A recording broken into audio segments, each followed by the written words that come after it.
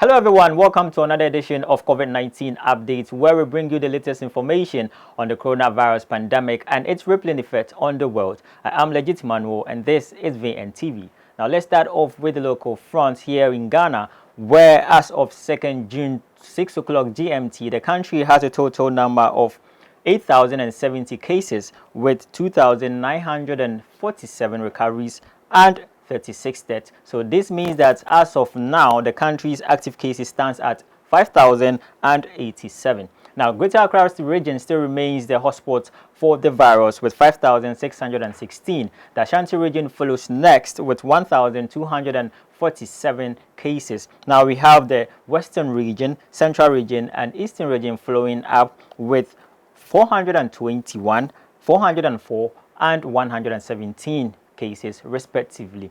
So still in Ghana, the president has lifted partially the ban on social gathering. In his address to the nation on 31st May, the president stated that junior high school, senior high school, and university levels final year students are to return to school mid-June to help them facilitate their exit examination, and also places of worship, that is the churches and mosques, can operate provided they are up to 100 individuals in them respectively, and also weddings can take place with a maximum of 100 people in attendance. Now still in Ghana, however, the ban on beaches, nightclubs, and funeral has been extended until 31st of July. Also, the borders are still closed until further notice by the government. Now more on Ghana, the main opposition party in the country, the National Democratic Congress, has called for the audit into the country's spending in the help or in the wake of the COVID-19 virus in the country, because the amount of over 280 million Ghana cedis were taken from the coffers of the country, and this they believe should be accounted for properly. Now moving away from Ghana, let's look at what is happening in Nigeria, where as of 2nd June 6 o'clock GMT, the country has a total of 10,578 cases with 3,122 recoveries and 299 deaths. Now, Lagos State still remains the hotspot for the virus with a maximum of 4,947 cases, followed by Kano with 954 cases. Now, still in Nigeria, the lockdown restrictions on churches and mosques has been lifted. Now, this was made in a statement by the Presidential Task Force Chairman, that is Boss Mustafa. In a statement, he stated that there will be relaxation of restrictions on places of worship based on guidelines issued by PTF and protocols agreed by state government. Now, more on Nigeria. Now, the National Presidential Task Force has stated that Nigeria is still yet to reach its peak in this COVID-19 viruses, even though the country is one of the very few in the African continent to record more than 10,000 cases, and therefore has warned public to adhere to precautionary measures and also take this safety and precaution very seriously, because the fight against the COVID-19 is far from over. Now moving away from the West African region, let's look at what is happening in the southern part of Africa and into the Republic of South Africa, where the President of the Republic, Cyril Ramaphosa, has stated that plans to reopen schools has been delayed because of concerns from parents and also teachers. Now, in his statement, he stated that if we follow the protocols and maintain all precautions as parents, educators, communities, and learners, we will effectively minimize the risks posted by the coronavirus. And ultimately, it will be both our personal actions and our collective actions or efforts that will keep our children safe. Now, in South Africa, under level 3, all but high-risk sectors of the economy are allowed to reopen, with liquor sales resuming for home consumption only, but still smoking is banned. Still on the African continent, let's look at what is happening in Uganda, where the European Union, EU, stated on Monday that it will be giving Uganda a total of 178 million euros in credit and grant to fund its coronavirus response. Now, in a statement, it stated that the said money will partly help finance Uganda's immediate sanitary and humanitarian needs, such as obtaining personal proactive equipment, infrared thermometers, mobile laboratories, and test kits. Now, still on the African continent, President Hage Geingob of Namibia has admitted to breaching coronavirus restrictions or regulations after holding a party during lockdown.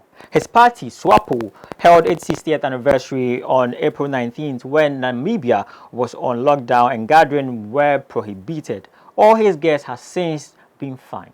Now, still in Namibia, the airport in the Namibian harbour town of Walvis Bay has been closed down after 2 residents tested positive for the coronavirus, and the economic hub has since been shut down. Now, the airport will be closed for 7 days, Manager George told media on Sunday. Now, let's still stay on the African continent and move to the eastern part of the continent to Rwanda, where the country has recorded its first COVID-19 death after a 65-year-old driver fell victim. Now, the country so far has 377 cases with 262 recoveries, and this is the first death so far in the country.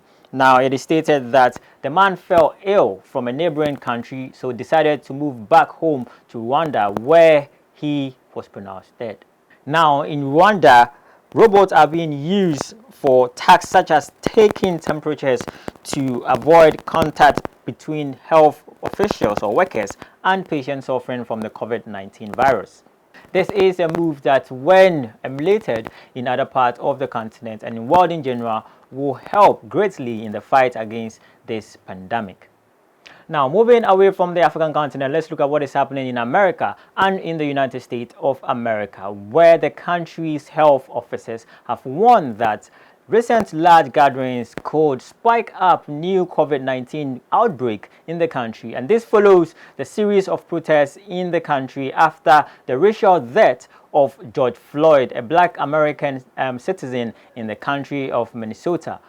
Now, as of early Monday, the virus had killed more than 104,000 people in the U.S., who has over 1.7 million positive or confirmed cases. Now, moving away from America to Europe, Italy is preparing to welcome back tourists into the country because the Colosseum in Rome reopened on Monday as Italy, the first European country to lock down, continue to slowly ease its social distancing measures and eyes a return to some tourists later this week.